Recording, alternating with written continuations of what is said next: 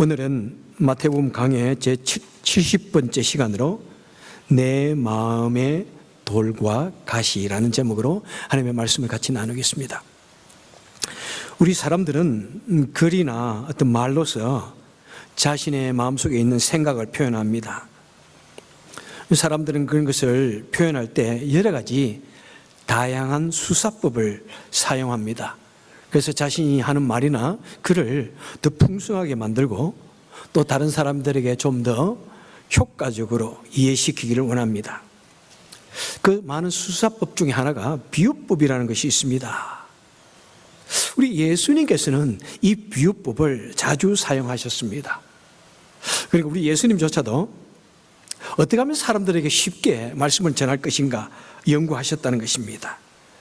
우리 주님께서 얼마나 그 비유법을 애용하셨는지 마태복음 오늘 13장 34절에 보니까 예수님께서는 모든 것을 비유가 아니면 말씀하지 않았다라고 할 정도로 우리 예수님은 비유법을 많이 사용하셨습니다.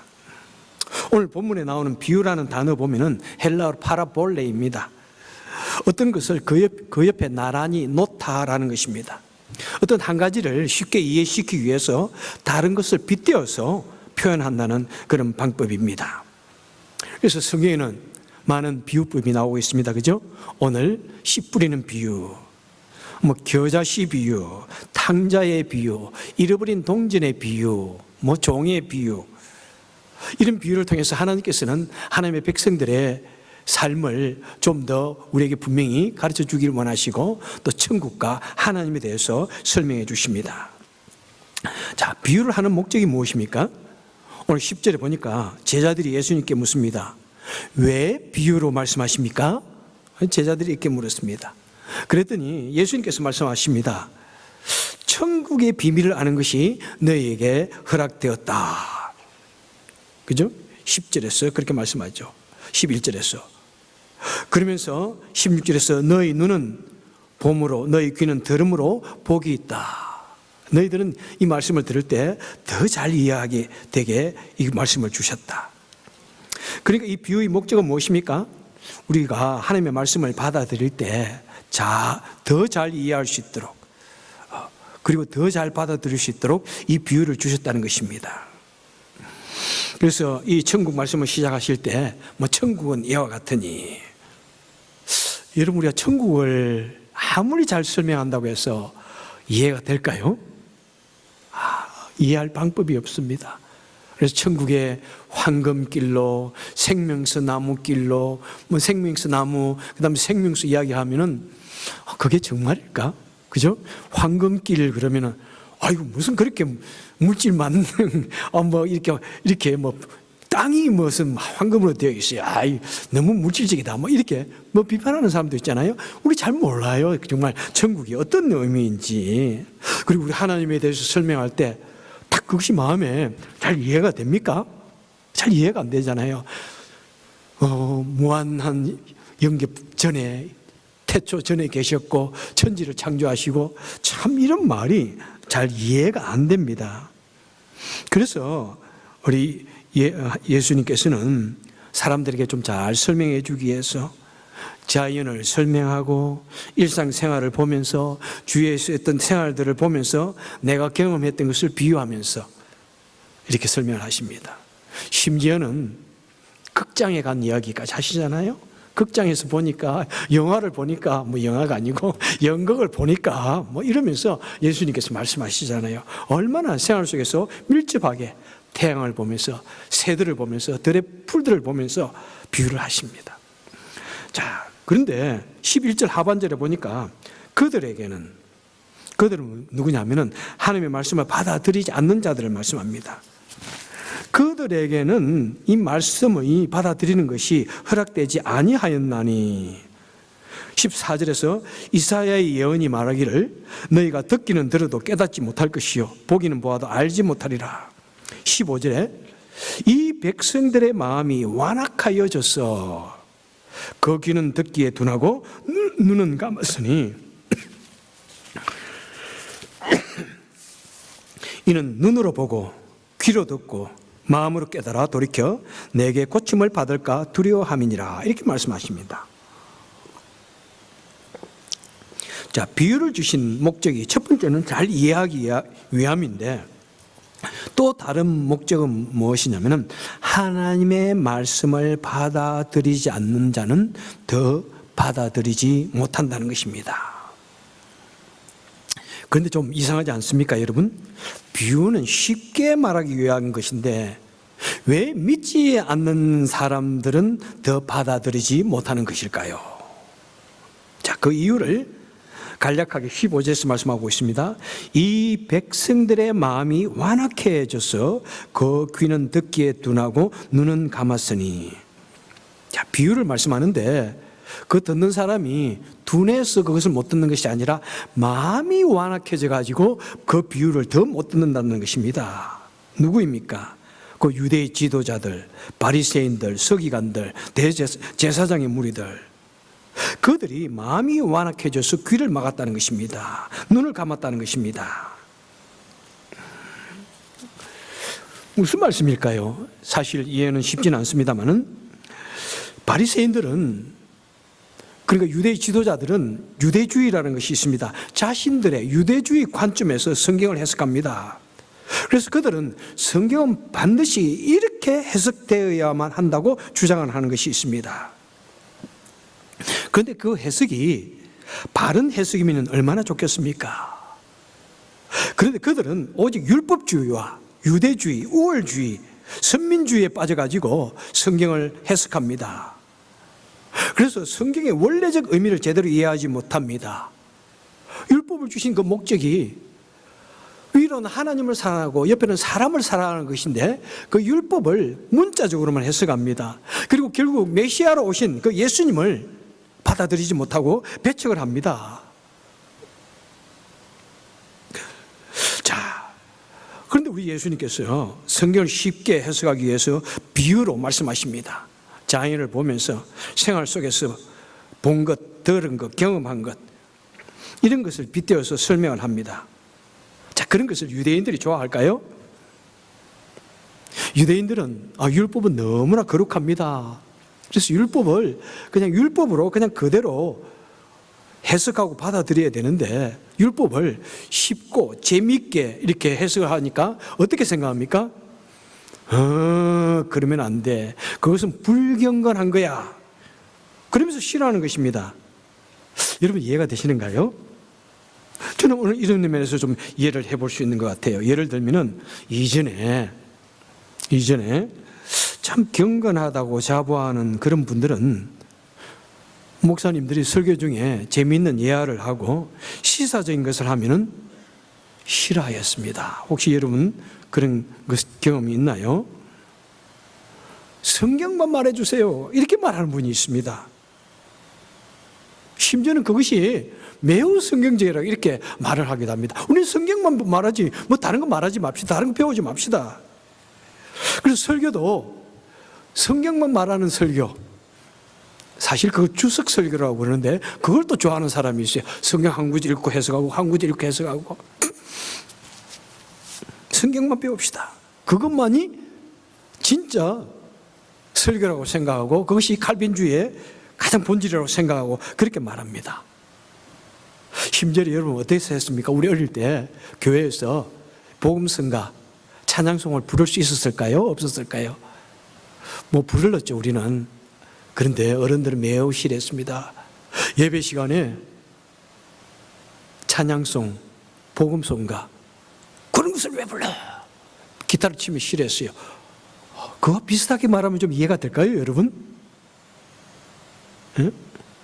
얼마나 그 유대인들은 경건에 빠져가지고 조금이라도 뭐 아니다 싶으면 무조건 받아들이는 거예요. 그래서 재미있는 일상의 이야기, 비유를 들어가지고 쉽게 설명하면 귀를 닫아버립니다.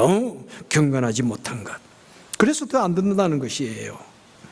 자, 그래서 하지만 우리 주님께서는 이 하늘의 신비, 이 진리를, 신비를 우리에게 쉽게 이야기해 주기 위해서 사람으로 오셨습니다. 하늘의 신비를 잘 설명해 주시기 위해서 사람의 모습으로 오셔가지고 사람의 생각에서, 사람의 수준에서 말해 주시기 위해서 오셨어요. 그래서 사람의 수준으로 설명하기 위해서 비유를 드시는 거예요. 그런데 유대주의자들은 오히려 그것을 더 싫어하며 더 듣지 않았다는 것입니다. 자, 오늘 본문에 나오는 내용은 무엇입니까? 씨 뿌리는 비유입니다. 몇 종류의 밭을 말씀하고 있습니까? 4종류의 밭을 말씀합니다. 4종류의 밭. 자, 4종류의 밭은 무엇입니까? 뭐 너무나 잘 알고 계시죠? 신앙생활 하신 분들은 다 여러분 들어보셨을 것입니다. 그죠?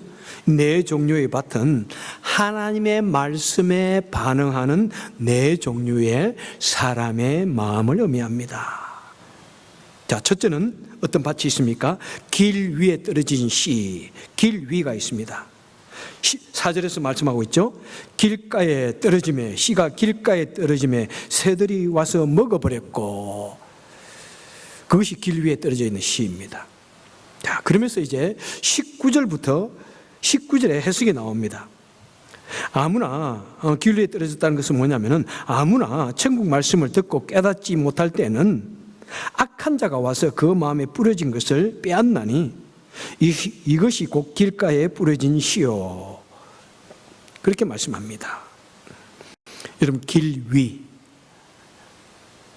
옛날 우리 한국에 차들이 하도 다리니까 맨들맨들 반질반질해져 가지고 단단하게 굳어버린 그 길, 물을 부어도 스며들지 못하고 씨를 뿌려도 뿌리를 내리지 못하고 자라지 못하는 그 길을 말씀합니다. 이것은 바로 하나님의 말씀을 들어도 조금도 마음속에 받아들이지 못하고 곧 거부하고 잊어버리는 것을 말씀합니다. 하나님의 말씀, 씨를 받아들이지 못하는 것은 무엇입니까? 성경을 무조건 믿지 않는 거부 반응이 있는 사람들은 아무리 설교를 들어도 조금도 마음속에 받아두지 않습니다. 그 다음에 그저 내가 좋아하는 그런 다른 이론들이 있으면은, 빅뱅 이론이 무조건 맞고 진화론이 무조건 맞기 때문에 나는 그것만 믿어, 그렇게 생각하면은 이 성경 말씀을 믿기가 힘들죠. 그런데 요즘에는 또 감사하다고 그래야 되나요? 진화론을 믿으면서도 하나님을 믿는 분이 계시더라고요. 그래서 진화론이 그렇게 잘못된 것 아닙니다. 하나님께서 천지 창조의 방법을 진화론을 사용하셨습니다. 그렇게 이해를 하는 분들도 계시는데, 저는 자세히 잘 모르겠어요, 그 내용을. 예. 자, 그 다음에 하나님의 말씀에 대해서 이런 전혀 기독교의 진리에 대해서 관심이 없는 사람들은 듣자마자 바로 귀에서 지워버립니다. 성경에 어떤 사람들이 나옵니까?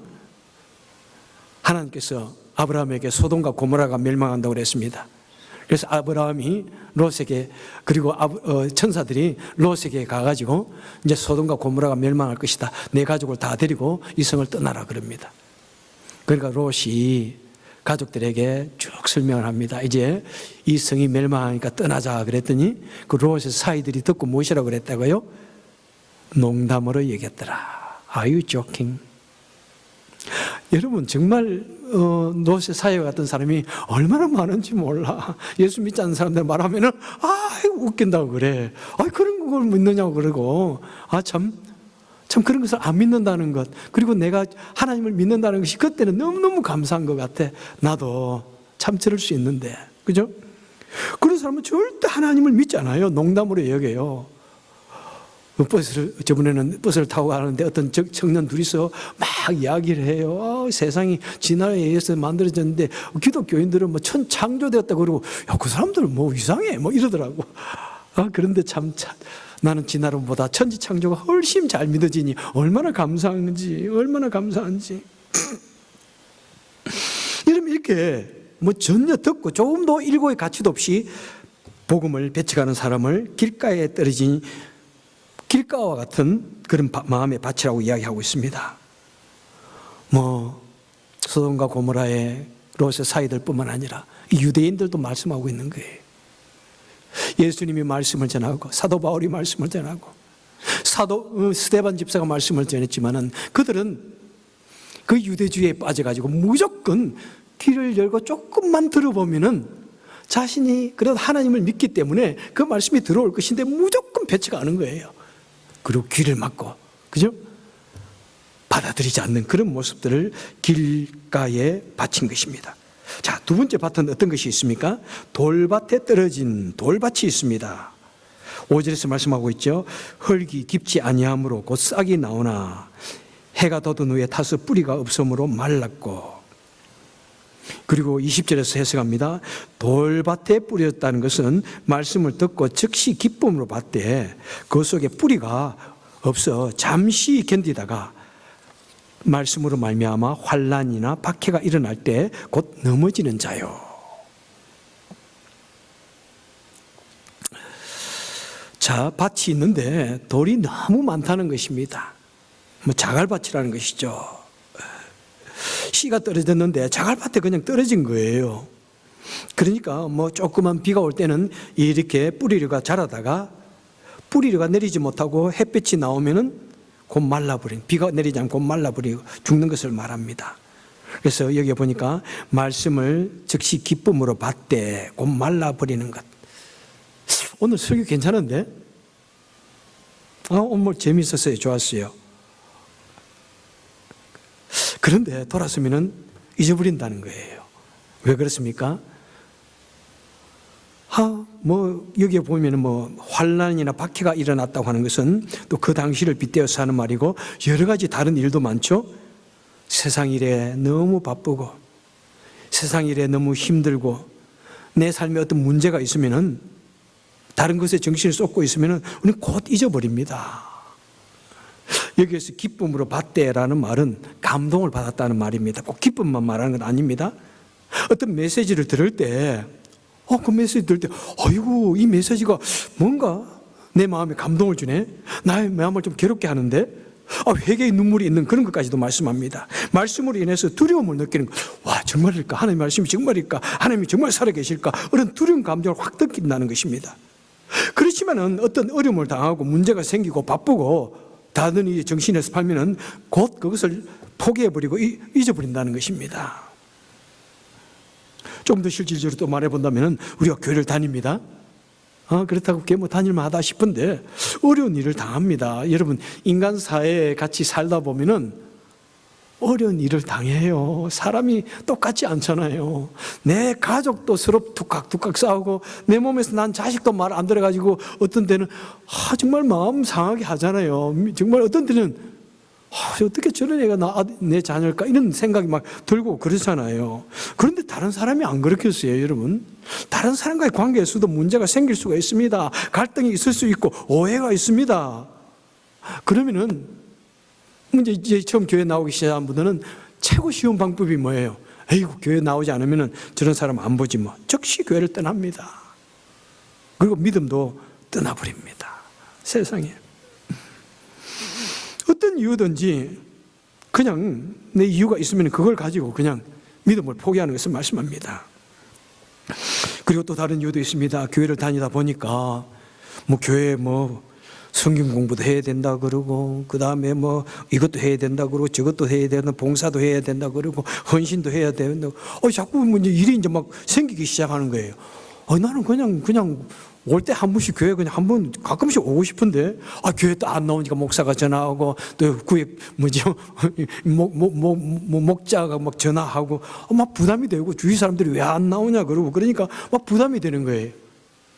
그러니까, 그 교회 다니는 거 쉽지 않구나, 야. 교회를 떠나는 분들도 있고요.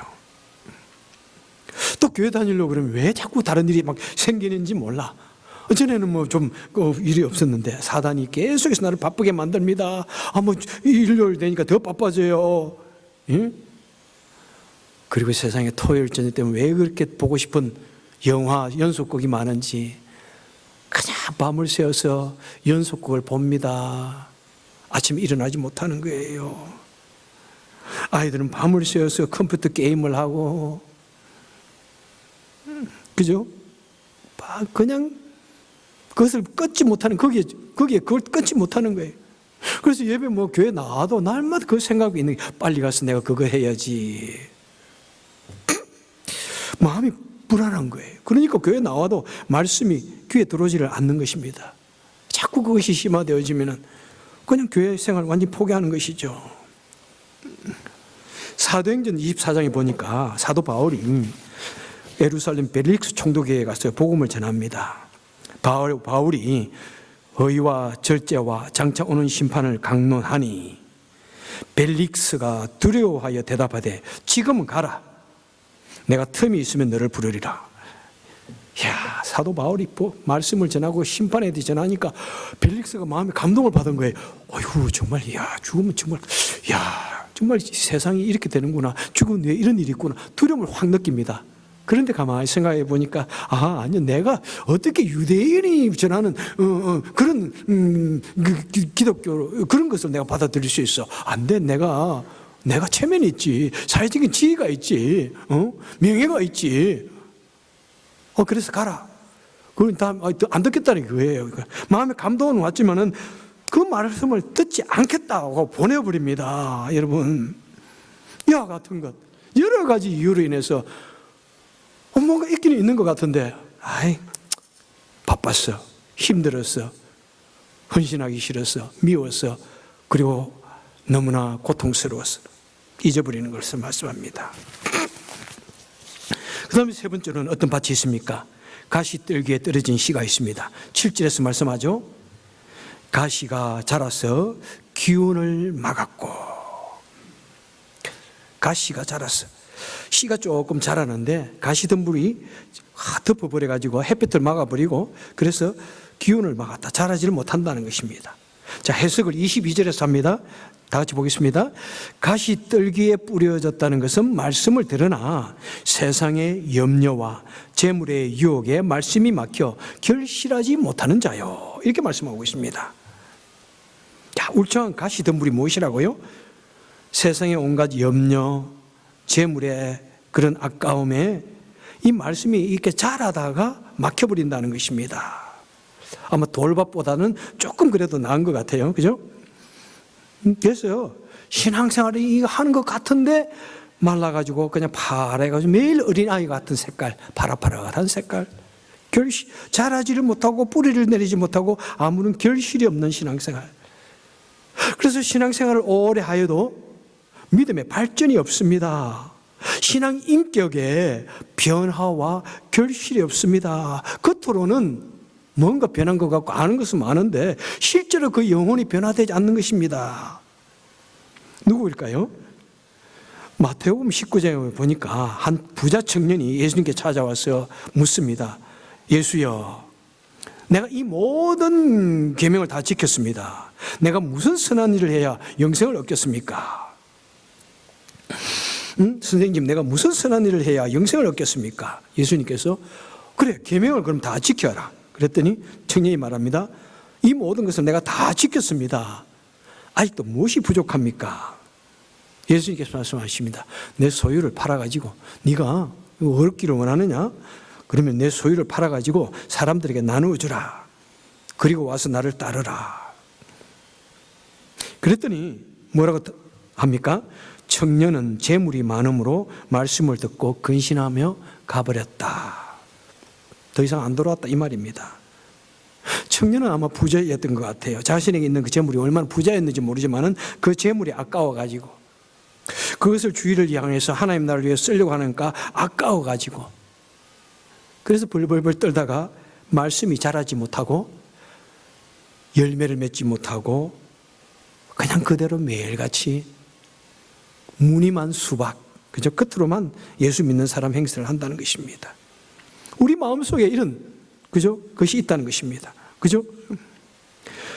구약에서는 저는 출애굽기에 보면니까 출애굽기 6장에 히브리인들 얼마나 참 애굽에 가가지고 열심히 살았는데 갑자기 애굽 왕이 히브리인들을 미워하고 두려워서 저들을 온갖 일을 혹사로 시킵니다. 압제를 합니다. 핍박을 합니다. 그래서 저들이 더 이상 아이도 만들 수 없을 정도로 아마 밤낮으로 일만 시켰던 것 같습니다. 그때 하나님께서 모세를 보내가지고 그들에게 하나님이 나를 보내셨습니다. 이제 여러분들을 다 이 애굽에서 인도하여 하나님께서 우리에게 약속하여 주신 그 가나안 땅으로 가게 하셨습니다. 그랬더니 자 이렇게 말씀합니다. 그 히브리인들의 반응을 한번 보십시오. 출애굽기 6장 9절에 모세가 이와 같이 이스라엘 자손에게 전하나 그들이 마음의 상함과 가혹한 노역으로 말미암아 모세의 말을 듣지 아니하였더라. 그리고 모세를 향하여 오히려 대적합니다. 그죠? 왜 그렇습니까?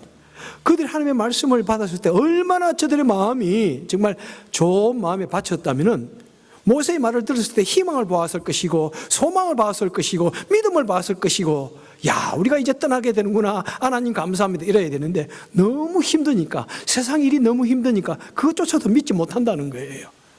가시가 되어져 가지고 오히려 안에서 분노가 일어나 가지고, 그래서 받아들이지 못한다는 것입니다. 여러분, 세상 일 너무 힘들면 안 돼요, 여러분. 내가 주님께 가까이 가는 것을 막는 여러 가지가 우리에게 있을 수 있는데, 그것이 너무 크면은, 그것이 우리를 지배하고 있으면은 주님께 가는 것이 너무나 힘들다는 것입니다. 그리고 네 번째 밭은 어떤 밭입니까? 좋은 땅, 좋은 밭. 23절에서 말씀합니다. 좋은 땅에 뿌려졌다는 것은 말씀을 듣고 깨닫는 자니 결실하여 어떤 것은 100배, 어떤 것은 60배, 어떤 것은 30배가 되었느니라. 여러분, 사도 바울은 보십시오. 처음에는 그는 유대주의에 사로잡혀 가지고 길 위의 밭처럼 어떤 복음도 그는 거부했습니다. 철저히 거부했습니다. 하지만 그는 주님을 만난 후에 그의 마음은 좋은 밭이 되어졌습니다. 좋은 씨가 뿌려져서 크게 열매를 맺어서 수많은 영혼을 구원하는 위대한 하나님의 사람이 되었던 것입니다. 여러분, 우리 마음의 밭,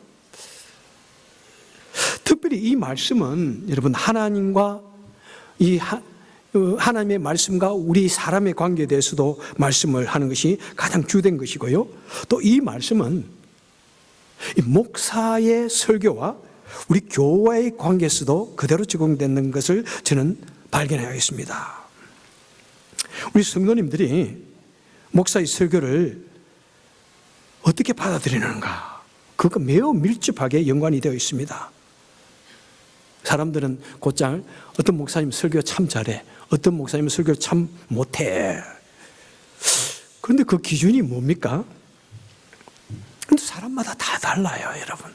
어떤 사람은 못한다고 안 좋다고 말하지만 어떤 사람에게는 매우 그 설교가 좋다고 말할 수 있는 사람이 있습니다. 그죠? 사람마다 기준이 참 다릅니다. 어떤 것이 좋은 설교고 어떤 것이 나쁜 설교인지 그것을 파악하는 것은 어렵습니다. 그것을 여기서 말하자면 아마 1시간 정도는 소모해야 될 것 같습니다. 자, 우리가 알아야 할 것은 무엇입니까? 설교는 무엇입니까? 설교는 성경 말씀, 성경의 본문을 해석하고 그것을 크게 밝혀가지고 드러내가지고 우리 삶에 적용하는 것이 설교입니다. 그래서 만약 목사가 이 설교 준비를 게을리하는 것, 죄악입니다. 그리고 목사가 이 성경의 설교 본문의 말씀을 왜곡해서 설교하는 것, 죄악입니다. 그리고 목사가 이 설교 말씀을 가지고 어떤 개인을 공격하는 수단으로 사용하는 것은 죄라고 저는 생각합니다. 그리고 분명한 것은 무엇입니까? 성도님들과 우리 목사의 관계가 잘 맺어 있으면은 그냥 어떤 설교를 해도 그것이 귀에 들어옵니다. 그냥 듣고 은혜 받았습니다, 이런 마음이 생기집니다. 그런데 목사의 관계가 제대로 맺어지지 않으면은 목사의 설교 한마디 한마디가 듣기에 매우 힘들 수가 있습니다. 듣기 힘들어요. 얼굴을 보는 것도 힘들어요. 목사에 대한 어떤 신뢰를 잃으면은 그 마음이 목사를 향한 문을 꽉 닫아 들어가지고 마치 길 위의 밭처럼 단단해가지고 그 말씀이 하나도 내 귀에 들어오지가 않습니다. 다 튕겨버려요. 다 그냥 반사해버렸어요. 반사해버립니다. 그리고 신앙생활 같이 하다가 이제 목사가 내 결점을 좀 아는 것 같아, 나를 좀 아는 것 같아. 그럴 때는 설교가 할 때마다 나를 지적하는 것 같아. 그러면 그 설교 시간이 얼마나 괴로운지요. 고문의 시간이, 고통의 시간이 됩니다. 그때는 그 말씀을 들을 수가 없어요. 가시가 되어지고 막 들어오는 거예요. 여러분, 우리 마음의 상태에 따라서 똑같은 메시지를 들어도 어떤 사람에게는 진리와 평강의 메시지가 되지만은 어떤 사람에게는 귀를 막고 달려들어서 돌을 던지고 싶은 스데반의 메시지와 같이 그렇게 괴로운 메시지가 되어지기도 하는 것입니다. 혹시 여러분들 중에 그런 마음을 조금이라도 들 때가 있나요? 제 설교를 들을 때 그냥 귀에 들어오지도 않고 아이고 뭐 그냥 마음에 목사가 미워질 때 그런 때가 있나요? 여러분 그럴 때 제발 그냥 넘어가면 안 됩니다. 여러분 영혼이 죽는 순간이에요. 성령이 죽는 순간이. 여러분 그런 것이 있을 때는 반드시 저에게 말씀해 주세요. 말씀해 주시고 같이 이야기를 통해서 마음을 풀고 오해를 풀고 또 내가 해결할 문제가 있으면 해결하고 앙금을 풀어내야 됩니다. 내 마음에 있는 그 돌과 가시들을 철저히 제거해야 됩니다. 내 마음을 계속해서 부드럽게 갈아내야 됩니다. 여러분 저는 그런 것을 가지고 말할 때는 마음을 열고 다 들어줄 용기가 있어요. 어떤 때는 내 자존심이 상하고 마음이 상하지만은 그런 문제만큼 저는 무조건 여러분에게 귀를 열고 여러분의 귀를 열고 들어줄 용기가 되어 있습니다. 그런데 혼자 그냥 꿍꿍 앓고 그러면 내가 어떻게 압니까? 그렇다고 내가 너 성도님 이런 것 같은데 어떻게 좀 문제를 풀어봅시다. 참 말하는 것도 쉽지가 않아요. 그죠? 여러분 무엇보다도 이 하나님의 말씀을 여기 계시는 분들은 다 그래도 돌밭 그냥 저 길가의 밭은 아닌 것 같아.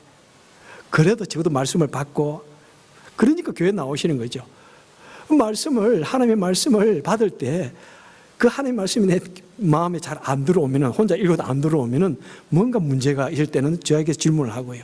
설교 말씀 들을 때도 내 마음 속에 있는 돌과 가시 때문에 그것이 들어오지 않을 때는 꼭 그것을 먼저 제거하고 해결할 수 있기를 바랍니다. 그래서 우리가 같이 신앙생활을 할 수가 있는 것입니다. 한번 여러분에게 한번 설베이 해볼까요? 여러분의 마음의 밭은 어떤 종류입니까? 내 마음은 지금 길가처럼 맨질맨질해가지고 목사님 설교가 전혀 안 들어옵니다. 손 들어보세요. 제 말은 돌밭이 많아가지고 그냥 설교를 듣지만은 돌아서자마자 잊어버립니다. 손 들어보세요. 어이구 한 분 계시네 또. 그리고 또 제 마음은 여러 가지 근심 걱정이 많아가지고 신앙생활 잘 하려고 하는데 도저히 세상 일이 너무 바쁘고 고민이 많고 그래가지고 마음이 그냥 믿음이 안 자라고 뿌리가 안 들립니다. 한번 손 들어보세요. 마음으로는 들고 계시죠? 예? 이때까지 손을 안 들었으니까 마지막인가 보다. 저는 마음밭이 너무나 좋아가지고 하나님 말씀이 잘 들어오고요. 그 말씀대로 살아갑니다. 저는 이 주일 예배 시간이 너무나 좋습니다. 손 들어보세요. 그래도 여러분을 믿습니다. 여러분 개인적으로 다 마음에 아실 거예요. 여러분 우리 속에 있는 돌과 가시를 여러분 일생 동안 제거해야 됩니다. 이것은 어떤 사람에게 정해져 있는 것이 절대로 아니에요. 여러분 이런 밭이 이런 마음이 따로 있는 것이 아닙니다. 내가 마음의 밭을 가꾸지 않으면 금세 내 마음이 그렇게 그냥 숲이 그냥 가시가 넝쿨이 그냥 가득한 그런 밭이 되어집니다. 여러분 집에 다 남새밭 조그만 밭 하나씩 다들 키우고 뭐 고추도 심고 그러지요? 여러분 그냥 한 3개월만 손대지 말아 보세요. 수많은 잡초가 나고 거기에 수많은 가시덤불이 자라고 다음번에 내가 심은 그 야채 없어져 버립니다. 여러분 우리의 마음밭이 따로 있는 것 아니에요. 여러분 우리는 내가 관리하지 않으면 순식간에 내가 계속해서 부지런히 밭을 하는 사람 부지런히 개간해야 되잖아요. 부지런히 흙을 매주지 않으면 빨리 밭이 단단해지고 잡초가 생기고 돌을 주워내주지 않으면 이 야채가 자라지 않습니다. 여러분 이것은 우리가 일생 동안 해야 할 일입니다. 여러분 일생 동안. 여러분 어떻게 하면 마음을 부드럽게 하겠습니까? 심령이 가난한 자는 복이 있나니 심령을 가난하게 만듭시다. 겸손하게 만듭시다. 눈물로 회개한 자를 주님이 외면하지 않는다고 그랬습니다. 날마다 우리 눈물로 기도하고 회개합시다. 그래서 내 마음의 밭을 부드럽게 만들어 봅시다. 그리고 내 마음속에 있는 미움의 돌, 편견의 돌, 불신의 돌을 이 어떤 돌조각 부스러기라도 있으면 다 집어내어서 제거해 버립시다. 그래서 말씀을 받을 때 그것이 빨리 뿌리를 내리고 자랄 수 있도록 여러분 우리 마음의 밭을 개간합시다. 그리고 내 마음속에 있는 수많은 가시들, 미래를 향한 걱정의 가시들, 욕심과 고집의 가시들, 분냄과 거짓의 가시 있으면은 여러분 제거합시다. 여러분, 정말 이것이 있어는 절대로 자라지 않습니다. 오히려 나쁜 열매를 맺게 되는 것입니다. 여러분, 이것은 우리 일생 동안 우리가 해야 할 것입니다. 나는 그런 밭이 아니야. 절대 그러지 마십시오. 우리 마음을 밭을 나눠가지고 어떤 부분은 길밭, 어떤 부분은 돌밭, 어떤 부분은 가시밭, 어떤 부분은 좋은 밭, 다 내가 다 있을 수 있는데 어떤 것이 좀 더 그 시간에 강하게 넓게 퍼져 있느냐, 이것이 문제인 것입니다. 여러분, 언제나 우리 주님 앞에서 매일같이 마음을 겸손하고 착하고 정직하게 만들고, 그리고 주님께 간절히 간구하여서 아름다운 밭을 만드시고, 정말 우리 믿음이 말씀을 받을 때마다 조금씩 더 자라고 변화되어지고 열매를 맺는 저와 여러분 되시기를 주님의 이름으로 축원합니다. 기도하겠습니다.